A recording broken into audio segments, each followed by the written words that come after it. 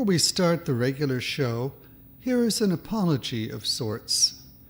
Viewers and listeners may recall a partial report I made on the newest Arlington County budget. As producer of Don Hammond's Arlington Weekly News, I had tried setting up two missions. First, to see the actual dollar amount allowed Arlington independent media for the upcoming year, and second, to see exactly how much the county board members and chair were to receive in salaries. I had promised to get back to you the following week. This follow-up is late.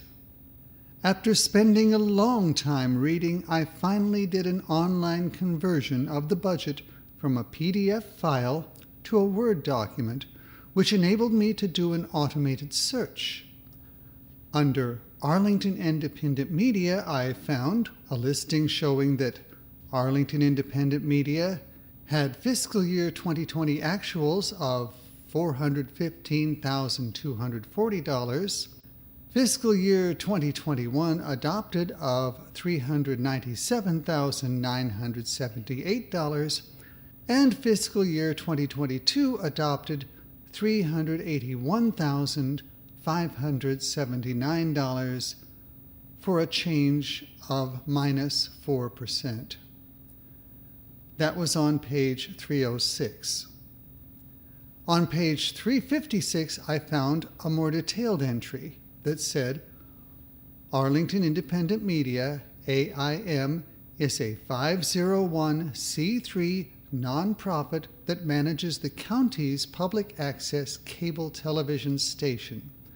They also operate a radio station, WERA-FM. In December 2016, the county signed a new agreement with Comcast Incorporated, which removed the dedicated funding to AIM. The fiscal year 2022 adopted budget reflects the county board's replacement of one-time funding added in the fiscal year 2021 adopted budget with ongoing funds, $70,000, and the continuation of a 5% reduction in ongoing funding as outlined in the fiscal year 2020 adopted budget. Meanwhile, searching for the 2022 salary for the county board, I found only a listing for an annual maximum. It read, Class 9960, Title, County Board Chairman. Grade, Chairman. Annual maximum, $95,734. For County Board Member, it said, Class 9950, County Board Member.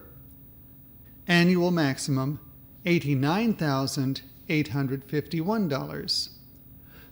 I also searched under County Board Salary and County Board Pay to try to determine what was actually to be paid in 2022, but the searches returned no results. It makes me wonder about a document containing over 600 pages that is not provided in a searchable format.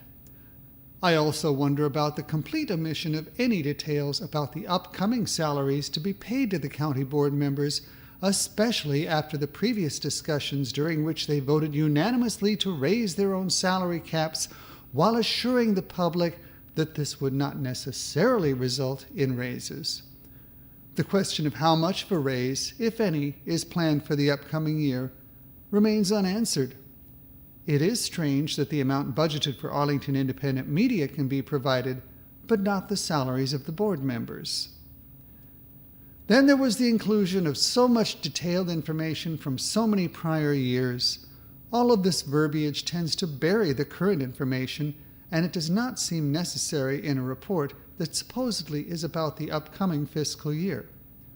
For those seeking current detailed information, this budget report sometimes seems to obscure more than it reveals. Although the budget report was of no help with the county board salaries, I did manage to find that information with a simple online search, which returned the following. As of July 1st, 2021, the board chair's salary is $63,415, and the other 4 board members earn $57,648. The previous salary cap was $57,337 for members and $63,071 for the chair. For those who enjoy doing the math, the current board salaries constitute a raise of a little more than 0.5% over the previous salary cap. However, the purpose of my original report was to examine the budget, so a detailed analysis of county board salaries can wait for some other day. Now let's get on with our regular show. Hello, and welcome to Don Hammond's Arlington Weekly News. I'm Daniel Pineda.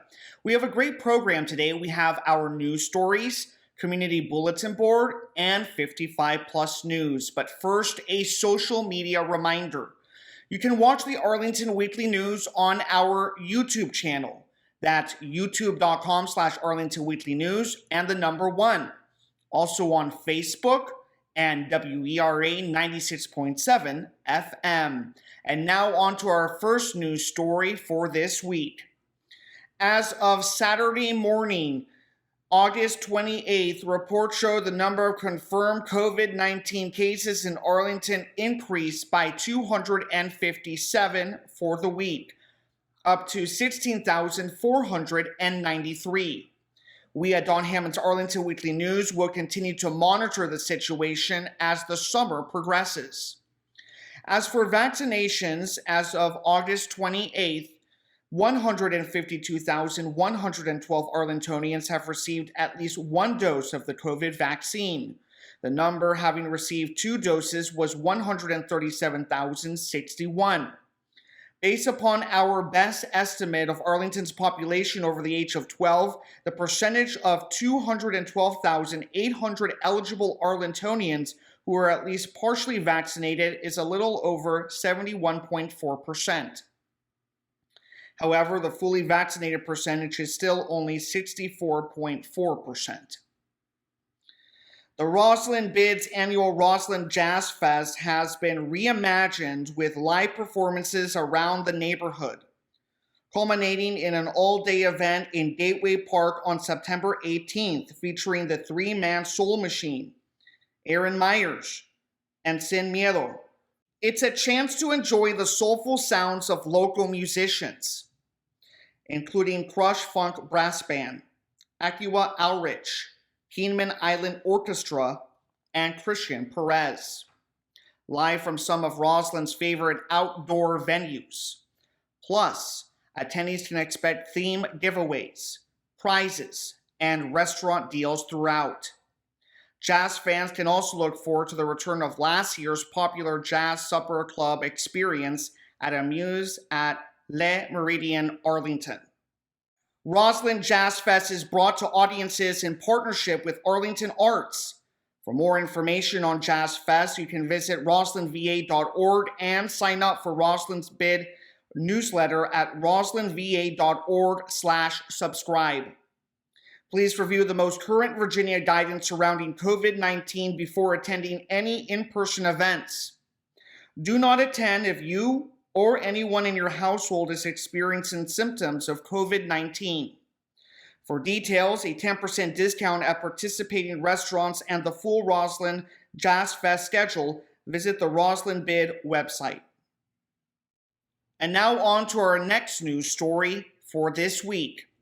According to Arlington County, Arlington Transit buses, also known as ART buses, will return to full service after Labor Day weekend. Rush hour only ART buses 53, 61, 62, and 74 will run again starting Tuesday, September 7th. Once these buses resume operation, Arlington Transit will largely be back at full service.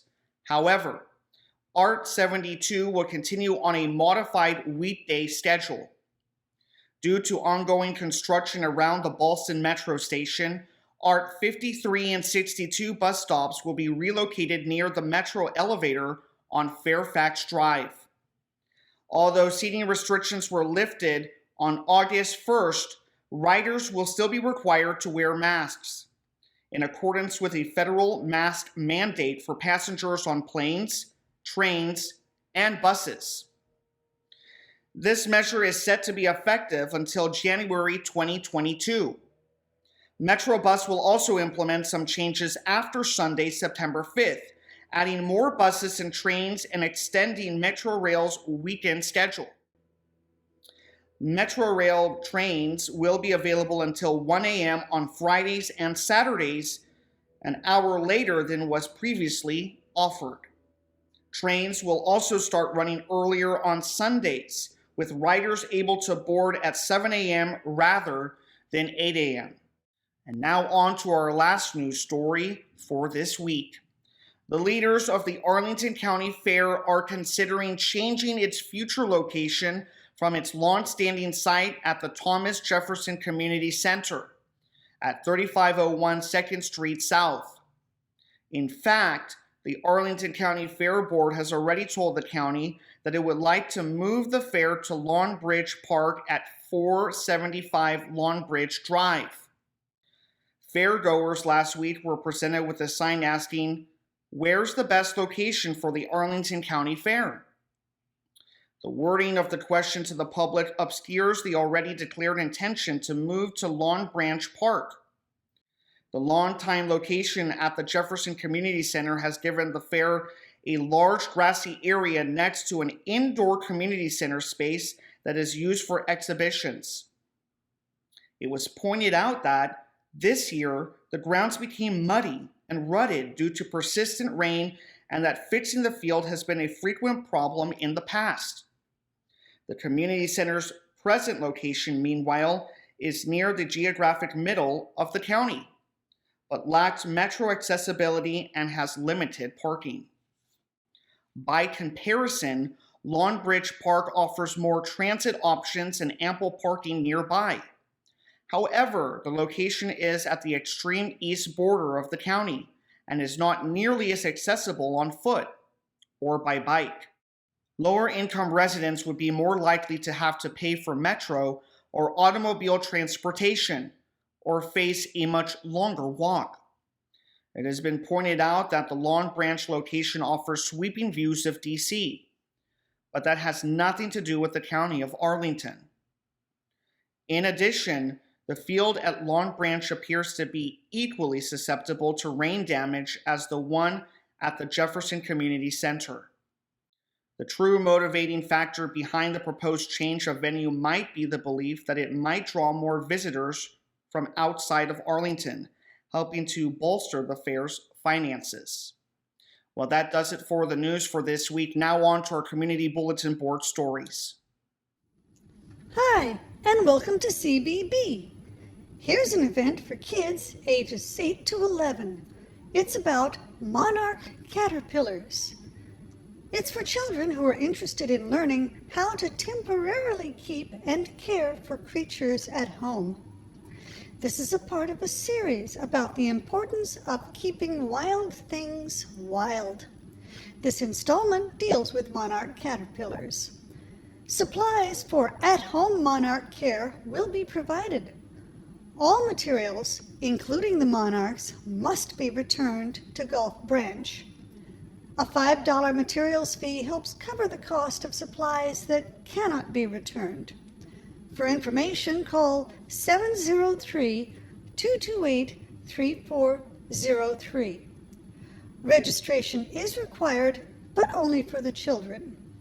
You can register online or call 703-228-4747. The activity number is 612821-A, and it's coming up on Wednesday, September 1st from 8:30 to 11 o'clock a.m. at Gulf Branch Nature Center and Park, 3608 North Military Road. Next up, free walk-in COVID-19 vaccinations are still available for individuals 12 and up at the following locations: the Arlington Mill Community Center at 909 South Dinwiddie Street, Monday through Friday from 11 o'clock a.m. to 7 o'clock p.m. and on Saturday and Sunday from 10 o'clock a.m. to 6 o'clock p.m. Also, at the Walter Reed Community Center at 2909 16th Street South, Monday through Friday from 11 o'clock a.m. to 7 o'clock p.m. and Saturday and Sunday from 9 o'clock a.m. to 5 o'clock p.m. The vaccines are free, safe, and offer the best protection from COVID-19. Get the facts and then get yourself and your child vaccinated. Be sure to bring some form of identification to confirm your identity. Examples include utility bills, pay stubs, insurance cards, or a driver's license. As for the specific vaccines being offered, you can get the Moderna, Pfizer, or Johnson & Johnson based on availability. For Moderna, Pfizer, individuals will receive instructions at the end of their first dose on how to obtain their second dose. The Johnson & Johnson vaccine is a single shot and does not require a second dose. With case numbers still increasing, obtaining the vaccination is something we all owe to the rest of our community. Next up, we have an event for families with children ages 6 and up. Each September, chimney swifts put on an amazing show in which hundreds of these birds gather, swirl, and then disappear. You'll learn about their lives and then walk to a nearby prime viewing location to enjoy the show. You will need to register children and adults, since children must be accompanied by a registered adult. For information, call 703-228-3403.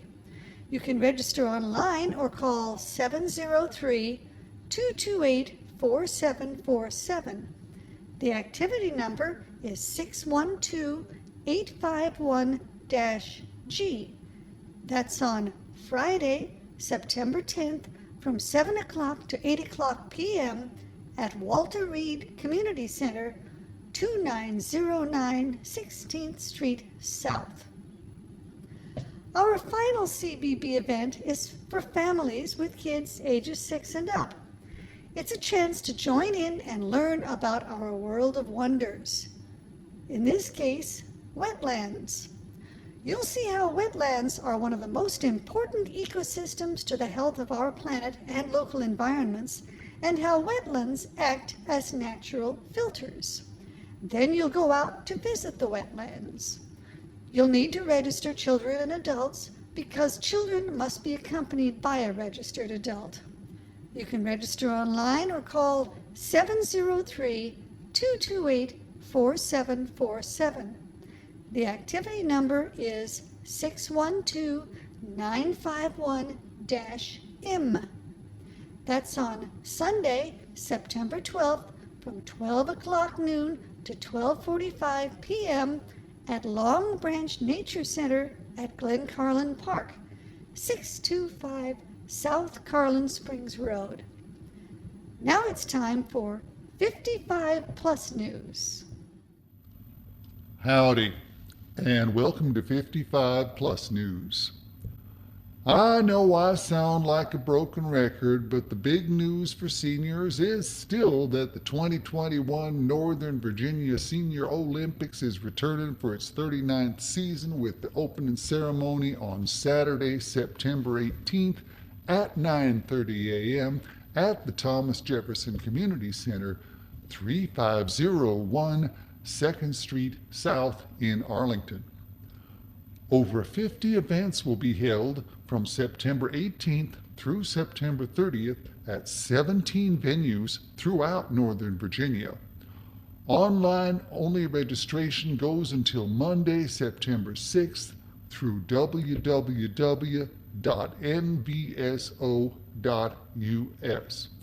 Registration brochures are available online. Participants gotta be 50 years of age by December 31st, 2021, and live in a sponsoring jurisdiction. The registration fee is $15, which covers multiple events. It is expected that all participants and volunteers will have been vaccinated against COVID-19 and follow protocols in place during the competitions. There are events from track and field to tennis and swimming and Sudoku and even crossword puzzles. Gold, silver, and bronze medals will be awarded after each event, and all events are open to the public. For more information, you can email nvso1982@gmail.com. Although registration closes on September 6th, you can still come and be a spectator. Next up, now here's something you don't see every day. It's a virtual Carousel tour. It's a chance to join Kevin D. Patty, a park ranger from National Park Service, for a 45-minute virtual tour of the 1921 Denzel Carousel. The event is being held in commemoration of the 100th anniversary of the Carousel being in Glen Echo Park. This tour will tell the fascinating history of the Denzel Carousel Company and the Glen Echo Amusement Park that for 70 years surrounded the carousel. They'll also get around to the effort to integrate the segregated amusement park in 1960. You see, it's worth noting that the protest actually started with a sit-in on the carousel. You'll also learn about Nancy Long and the Save the Carousel Committee's work to keep the carousel in the park after the amusement park itself closed. You can register online or call 703-228-4747. The activity number is 911-400-6, and it's coming up on Thursday, September 9th, from 10 o'clock to 11 o'clock a.m. You gotta be 55 and up, and 55 plus membership is required. This is a virtual event, like the name says. Next up, the Movie Discussions Group is calling all cinema lovers to meet to discuss a new film every month. In September, the movie will be Lion. That's the name of the movie, and it's the truth. Lion is a 2016 Australian biographical drama film directed by Garth Davis in his feature directorial debut, and it's from a screenplay by Luke Davies, based on a 2013 nonfiction book, A Long Way Home, by Saru Brierley. The film stars Dev Patel, Sunny Pawar, Rooney Mara, David Wenham, and Nicole Kidman, as well as Abhishek Bharati, Divyan Ladwa, Priyanka Bose, Deepti Naval, Tanishta Chatterjee, and Nawazuddin Siddiqui. It tells the true story of how Brierley, 25 years after being separated from his family in India, set out to find them. It was a joint production between Australia and the United Kingdom. For more information, call 703-228-4747. The activity number is 911-402-7, and that's on Thursday, September 9th, from 3 o'clock to 4 o'clock p.m. You gotta be 55 and up. 55 plus membership is required, and this is also a virtual event. Now, the last 55 plus event is called Fitness Day 2021. Now, when I first saw the announcement, I got all excited. I was thinking, can I really get all fit in just one day? Well, it don't quite work like that. However, it is a chance to attend sports and fitness demos along with health and wellness activities. It's also a chance to check out the new indoor track. They say there's something there for everyone and that all fitness levels are welcome. For more information, call 703-228-4747. The activity number is 911-899-1. That's on Friday, September 10th from 9 o'clock a.m. to 1 o'clock p.m. at Lubber Run Park, 200 North Columbus Street. You gotta be 55 and up, and 55 plus membership is required. Anyway, that's all I got for 55 plus news. I'd like to take a little time now to acknowledge some other programs available through Arlington Independent Media. One of the standouts is Songpo Radio, which helps provide needed exposure to local performers. The program includes in-depth interviews and live performances. It is notoriously difficult to make it in the music business these days, and it's even harder to do it from Arlington, Virginia.